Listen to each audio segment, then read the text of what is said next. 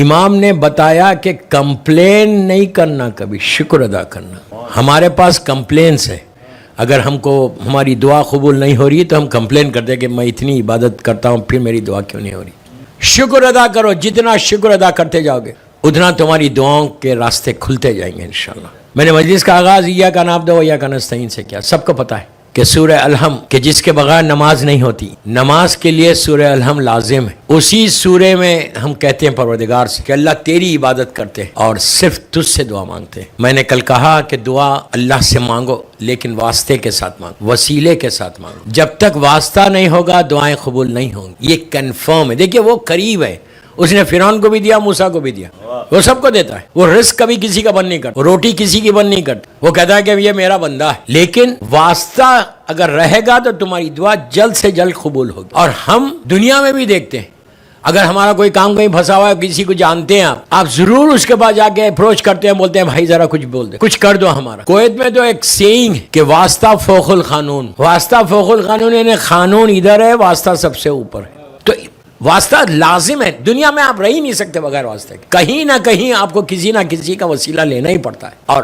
اللہ بھی کہہ رہا کہ دعا مانگو، زندگی گزارو تو کسی کے واسطے سے گزارو، کسی کے وسیلے سے گزارو۔ اور عبادت ہم صرف اللہ کی کر رہے ہیں۔ عبادت میں بار بار بول رہا، کل بھی بولا تھا، وہ باتیں نہیں بول رہا، میں صرف آپ کو یہ بتانا چاہ رہا کہ عبادت کے ذہن میں سے یہ نکال دو کہ صرف نماز ہی میری عبادت ہے، میں وضو کروں گا تو پھر میری عبادت ہوگی۔ نہیں، 24/7 تم عبادت کر سکتے، چلتے پھرتے عبادت کر سکتے۔ مومن کو دیکھ کے مسکراؤ، عبادت ہو رہی ہے۔ گھر میں وائف کے ساتھ کام کر رہے، تم اس کا ہیلپ کر رہے، وہ بھی ایک عبادت ہے۔ کسی ضعیف کے پاس جا کے اس کی مدد کر رہے، وہ بھی عبادت ہے۔ ہر آدمی سے مسکرا کے بات کرنا یہ عبادت ہے۔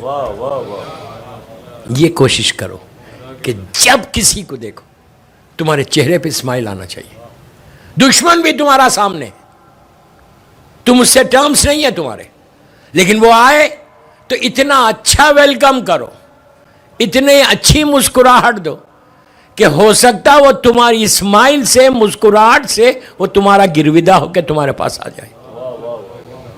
کسی جانور کے سر پہ ہاتھ پھیرنا وہ بھی عبادت ہے۔ چلتے پھرتے عبادت ہو سکتی۔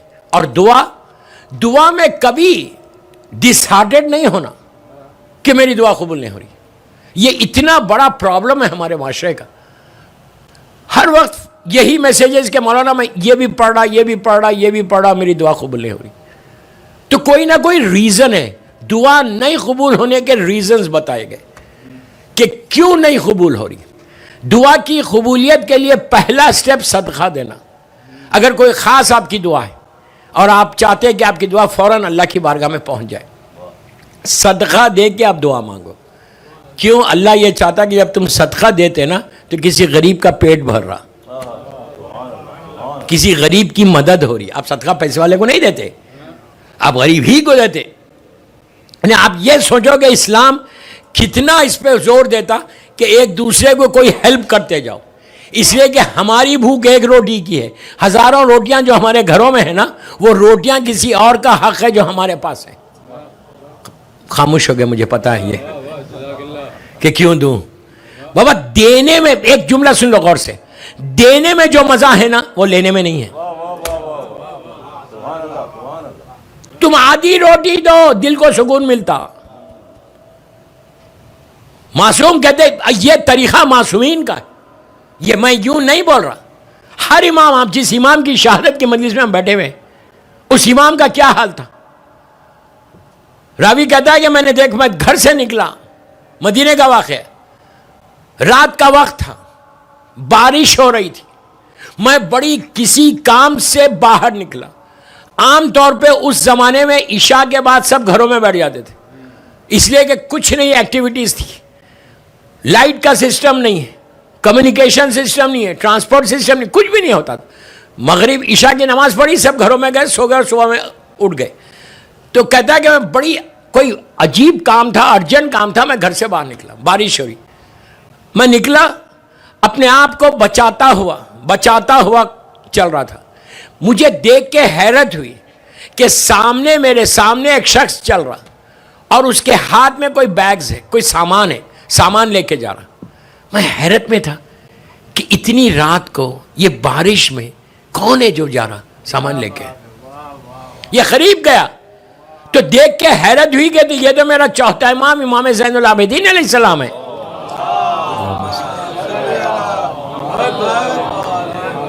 یہ میرا مولا ہے. سلام کیا, سلام کر کے کہا مولا خیریت سے؟ امام نے کہا کہ ہاں. امام نے پلٹ کر اس سے پوچھا تو خیریت سے؟ تو کہا مولا میں خیریت سے, ایک کام تھا میں جا رہا. اس نے امام سے حیرت سے پوچھا مولا کہاں جا رہے اتنی رات کو؟ آپ نے کہا میں سفر پہ جا رہا ہوں, ٹریول کر رہا ہوں, سفر پہ جا رہا ہوں. تو اس نے کہا مولا میں آپ کی ہیلپ کروں, سامان اٹھا لوں؟ امام نے کہا نہیں, تو اپنا کام پہ جا, میں اپنے سفر پہ جا رہا ہوں. چلا گیا. دوسرے دن اس نے مسجد میں مولا کو دیکھا. کہا مولا کیا آپ کا وہ سفر پوسٹ پون ہو گیا, ملتوی ہو گیا؟ امام نے کہا نہیں.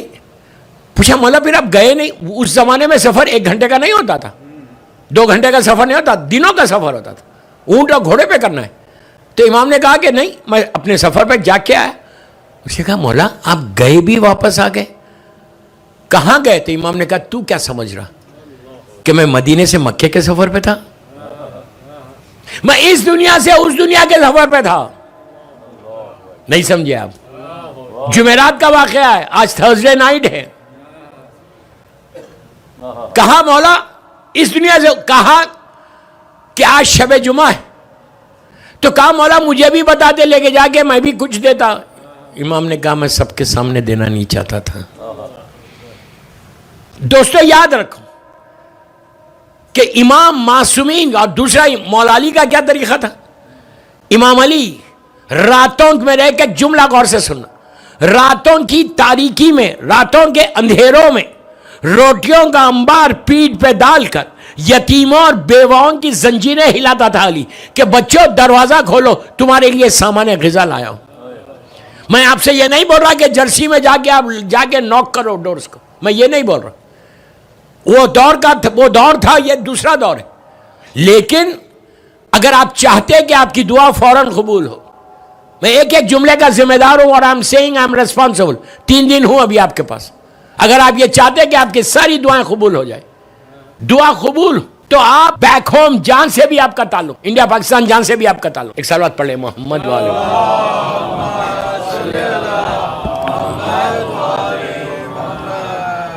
کتنے ایسے یتیم ہوں گے, کتنی ایسی ویڈیوز ہوں گی, اپنے اپنے شہر میں چیک کرو, خاندان میں چیک کرو. $10 نہیں دے سکتے ہر مہینے. میں اپنے لیے بول رہا, میں آپ کی دعاؤں کی قبولیت کے لیے بول رہا. $10 $20 کی ویلیو کیا ہے؟ بچے کینڈی کھا لیتے. ہر مہینے باندھ دو 2 فیملیز, 3 فیملیز, 4 فیملیز. اس کے بعد دیکھو کہ جو لوگ یہ کرتے ان کا رزق کبھی رکتا نہیں, کبھی نہیں رکتا. اس کو رزق کا پرابلم ہی نہیں ہوتا کہ جو غریب اور یتیم کا خیال رکھتا. دوستو ہم شیعہ ہیں, علی والے ہیں, ہمارے سارے معصومین کا یہی طریقہ ہے. پورے دیکھیں صرف یہ بولنے سے علی والا نہیں بنتا کہ مولا آئی لو یو. ارے بابا بولنے سے کیا, مولا بولے کہ یہ میرا ہے, میں بھی محبت کرتا ہوں اس سے. ہم کوئی چیز تو مولا کی زندگی کی اپنی زندگی میں امپلیمنٹ کرنا, کوئی چیز تو لے کے آنا. آپ یہ کر کے دیکھو کہ کس طرح دعائیں جو رکی ہوئی ہیں, جتنی لائف کے آبسٹیکلز ہیں, جتنے ہرڈلز ہیں آپ کی لائف کے, اگر اس کو دور کرنا ہے. معصوم کا جملہ, عابد بالگرامی کا جملہ نہیں کہ یتیم یتیم یتیم. اسلام میں سب سے زیادہ یتیموں کے لیے کہا گیا کہ یتیم کی بھوک ختم کرو. معصومین سارے کے سارے یہی کر رہے ہیں. تو آپ بھیجیں. میں یہ نہیں بول رہا کوئی نہیں بھیجتا ہوگا, میں یہ نہیں بول رہا کہ آپ لوگ بچوں کو نہیں دے رہے, دو. کبھی یہ بھی مت سوچو کہ اگر میرے یہ دینے سے میرے اکاؤنٹ میں مائنس ہوگا, جو تم اللہ کے نام پہ دیتے, معصوم کے نام پہ دیتے, کبھی اکاؤنٹ مائنس نہیں ہوتا, ہو ہی نہیں سکتا. اللہ غیب سے دلا دے گا. وہ چاہے تو دیوار میں سے رزق دے, صرف ٹرسٹ آن یور اللہ. دعا میں سب سے بڑی چیز ہے کہ یقین کو پیدا کرنا, تمہارا بلیو اسٹرانگ ہونا.